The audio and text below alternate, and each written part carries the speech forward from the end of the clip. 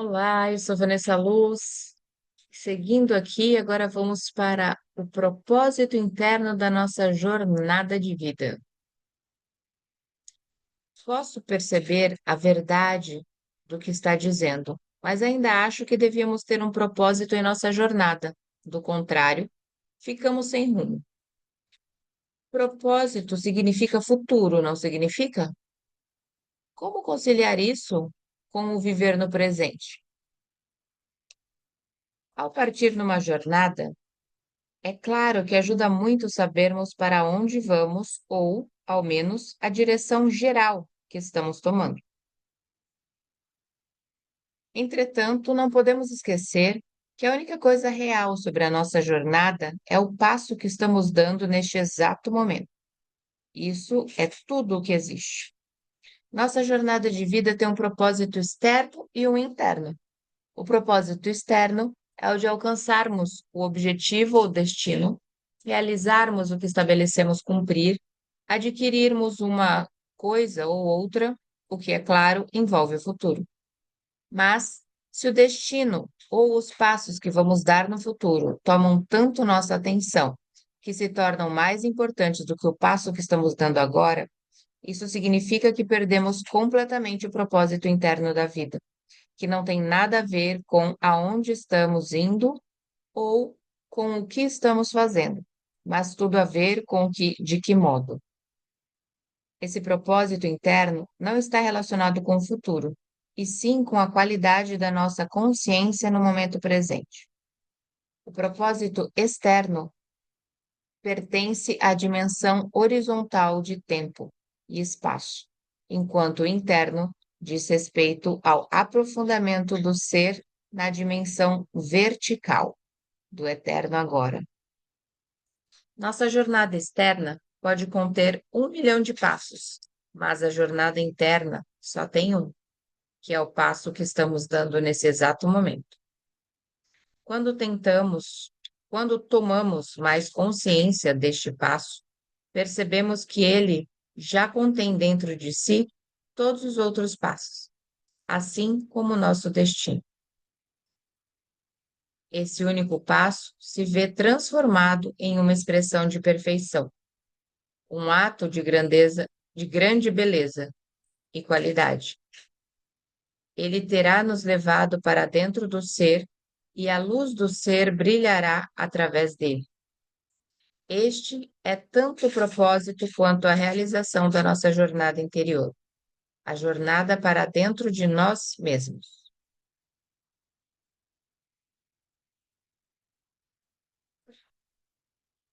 Faz diferença se alcançamos nosso propósito externo, se somos bem-sucedidos ou se fracassamos? Faz diferença se você não tiver alcançado seu propósito interno. Depois disso, o propósito externo é só um jogo que você pode apreciar e querer continuar jogando. Pode acontecer também de você falhar em seu propósito externo e, ao mesmo tempo, ter pleno sucesso em seu propósito interno. Ou, de outra forma até mais comum, pode obter riqueza externa e pobreza interna, ou ganhar o mundo e perder a alma, nas palavras de Jesus. Claro que, no fim, cada propósito externo está condenado a fracassar mais cedo ou mais tarde, simplesmente porque está sujeito à lei da não permanência de todas as coisas. Quanto mais cedo você perceber que o propósito externo não pode lhe proporcionar uma satisfação duradoura melhor. Depois de ter constatado as limitações do seu propósito externo, você desiste da expectativa irreal de que ele deveria fazer a sua felicidade e torna-o subserviente ao seu propósito interno. O passado não consegue sobreviver diante da presença. Você disse que pensar ou falar no passado é um dos caminhos pelos quais evitamos o presente. Mas, além do passado do qual nos lembramos e com o que talvez nos identifiquemos, não existe um outro nível de passado mais enraizado dentro de nós?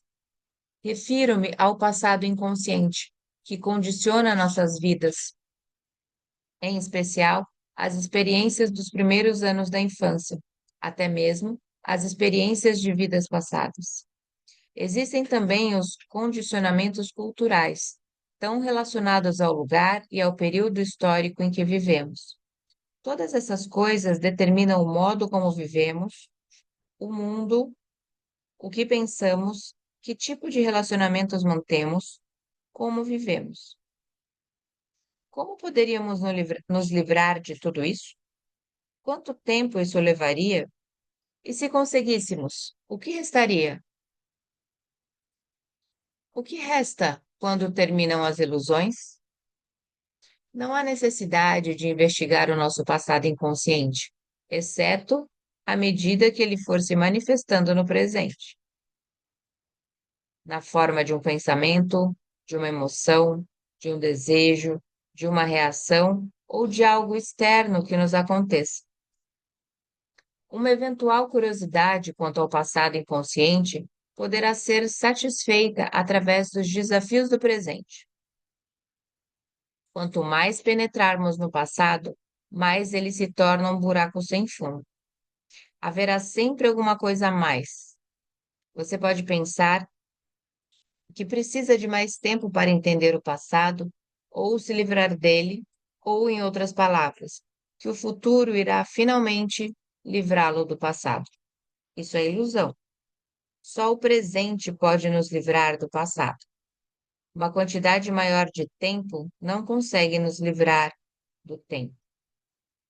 Acesse o poder do agora. Essa é a chave. O que é o poder do agora? Nada mais do que o poder da sua presença, da sua consciência libertada das formas de pensamento. Portanto, lide com o passado no nível do presente. Quanto mais atenção você der ao passado, mais energia estará dando a ele e mais probabilidade terá de construir um eu interior baseado nele. Não confunda as coisas. A atenção é essencial, mas não em relação ao passado como passado. Dê atenção ao presente. Dê atenção ao seu comportamento, às suas reações, seu humor, seus pensamentos, suas emoções, medos e desejos, da forma como eles acontecem no presente. Ali está o seu passado. Se você consegue estar presente o bastante para observar todas essas coisas, não de modo crítico ou analítico, mas sem julgamentos, isso significa que você está lidando com o passado e dissolvendo-o através do poder da sua presença. Não é procurando no passado que você vai se encontrar. Você vai se encontrar estando no presente. O passado não pode ser útil para nos ajudar a compreender por que fazemos certas coisas, reagimos de determinadas maneiras ou porque inconscientemente criamos nossos dramas particulares. Quando ficamos mais conscientes do presente, podemos ter um insight sobre o porquê de determinados condicionamentos. Podemos perceber, por exemplo, se seguimos algum padrão nos nossos relacionamentos e podemos ver mais claramente coisas que aconteceram no passado. Fazer isso é bom e pode ser útil, mas não é essencial.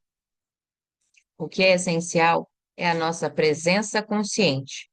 Ela dissolve o passado. Ela é o agente transformador. Portanto, não procure entender o passado, mas esteja tão presente quanto possível. O passado não consegue sobreviver diante da sua presença, só na sua ausência.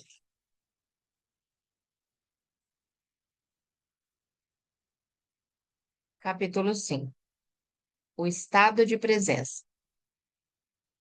Não é o que você pensa que é. Você continua falando que o estado de presença é a chave. Acho que compreendo a ideia mentalmente, mas não sei Se alguma vez vivenciei esse estado, imagino o que seja. É do jeito que eu penso ou é algo completamente diferente? Não é o que você pensa que é. Não podemos pensar sobre a presença, nem a mente pode entendê-la. Compreender a presença é estar presente. Faça uma experiência rápida. Feche os olhos e diga: bora lá. Imagino qual será o meu próximo pensamento. Depois fique bem alerta e espere pelo próximo pensamento. Haja como um gato espreitando o buraco do rato. Que pensamento será que vai sair do buraco do rato? Experimente já.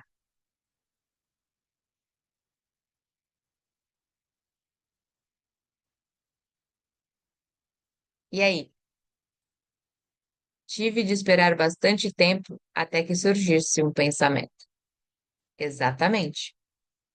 Enquanto estamos num estado de presença intensa, estamos livres do pensamento. Estamos quietos, embora estejamos alerta. No instante em que a consciência desce abaixo de um certo nível, os pensamentos surgem em borbotões, aos borbotões. O ruído mental volta a aparecer e perdemos a serenidade. Estamos de volta ao tempo. Para testar o grau de presença, alguns mestres Zen tornaram-se conhecidos por se aproximarem dos alunos por trás e, de súbito, atingi-los com um bastão. Que susto! Se o aluno estivesse totalmente presente e em estado de alerta, se tivesse mantido seu lombo cingido e sua lamparina acesa, que é uma das analogias de que Jesus se utiliza para falar da presença, o aluno teria percebido o mestre se aproximar e o teria imobilizado ou se desviado para o lado. Mas, se o aluno fosse atingido, isso significaria que estava mergulhado em seus pensamentos, o que quer dizer ausente, inconsciente. Para nos mantermos presentes no dia a dia, ajuda muito estarmos profundamente enraizados dentro de nós. Do contrário, a mente, que tem um impulso inacreditável, nos arrastará com ela, como num rio caudaloso. O que você quer dizer com enraizados dentro de nós? Significa ocupar o corpo completamente. Ter sempre a atenção concentrada no campo energético interior do corpo. Sentir o corpo bem lá no fundo, como se diz. A consciência do corpo nos mantém presentes. Ela nos dá uma base firme do agora. Ver capítulo 6. O sentido esotérico de espera. Num certo sentido, o estado de presença poderia ser comparado à espera. Jesus empregou a analogia da espera em muitas de suas parábolas. Não se trata do costumeiro tipo de espera, tediosa ou agitada, que é uma negação do presente, e sobre a qual já comentei. Não é uma espera na qual a atenção fica focalizada em algum ponto do futuro e o presente é percebido como um obstáculo indesejável, que nos impede de alcançar o que desejamos. Existe um tipo de espera que requer uma prontidão total. Alguma coisa pode acontecer a qualquer momento, e se não estivermos absolutamente acordados e calmos, vamos perdê-la. Esse é o tipo de espera da qual Jesus falou. Nesse estado, toda a nossa atenção está no agora. Não há nenhum espaço para fantasias, pensamentos, lembranças, antecipações. Não há tensão nem medo, apenas uma presença alerta. Estamos presentes com todo o nosso ser, com cada célula do corpo. Nesse estado, o você, que tem um passado e um futuro, em outras palavras, a personalidade, dificilmente está ali. E mesmo assim, Não se perdeu nada de valor. Você ainda é essencialmente você. Na verdade, você é muito mais inteiramente você do que jamais terá sido. Ou melhor, somente agora você é verdadeiramente você. Seja como um servo esperando pelo retorno do seu Senhor, diz Jesus. Seja como um servo esperando pelo retorno do seu Senhor. O servo desconhece a que horas o Senhor vai chegar. Então, fica acordado, vigilante, aprumado e sereno, para não perder a chegada do patrão. Em outra parábola, Jesus fala das 5 mulheres descuidadas, inconscientes, que não tinham levado azeite suficiente, consciência, para manter as lâmpadas acesas, ficar presente, e assim perderam a chegada do esposo, o agora, e não participaram das bodas, iluminação. Essas 5 fazem um contraste com as 5 mulheres prudentes que tinham azeite. Fique consciente. Nem mesmo os homens que escreveram esses evangelhos compreenderam o sentido dessas parábolas.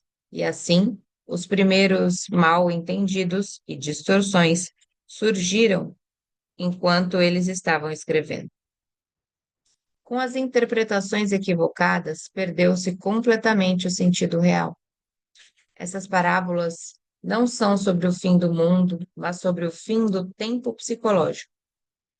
Elas apontam para a transcendência da mente e para a possibilidade de se viver num estado inteiramente novo de consciência. A beleza nasce da serenidade da sua presença. O que você acabou de descrever é algo que acontece comigo ocasionalmente por breves momentos, quando estou só e em meio à natureza. Sim, os mestres Zen usam a palavra Satori para descrever um momento de insight, um momento de mente vazia e presença total. Embora Satori não seja uma transformação duradoura, agradeça quando ele surgir, porque terá uma amostra da iluminação. Isso já pode ser, isso já pode ter acontecido muitas vezes, sem que você soubesse o que significava e como era importante. A presença é necessária para tomarmos consciência da beleza, da majestade, do aspecto sagrado da natureza. Você alguma vez contemplou o espaço infinito em uma noite clara, estarrecido por sua calma absoluta e incrível vastidão? Já escutou de verdade o som de um riacho numa montanha na floresta?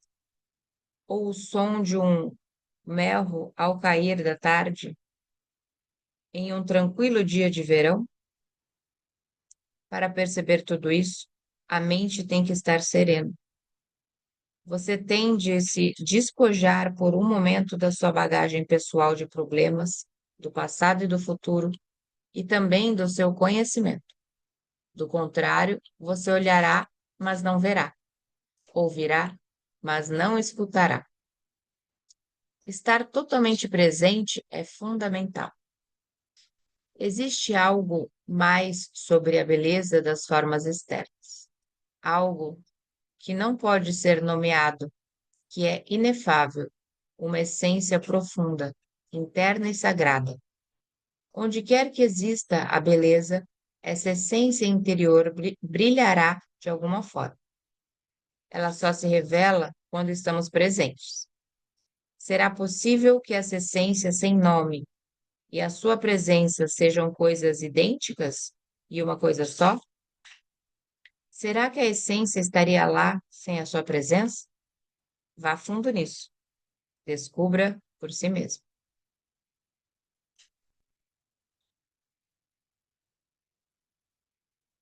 Quando você vivenciou esses momentos de presença, provavelmente não percebeu que por breves instantes esteve em um estado de mente vazia. Isso aconteceu porque o espaço entre esse estado e o fluxo de pensamentos era muito estreito. O seu Satori pode ter demorado só uns segundos antes que a mente surgisse, mas ele esteve lá. Do contrário, você não teria vivenciado a beleza.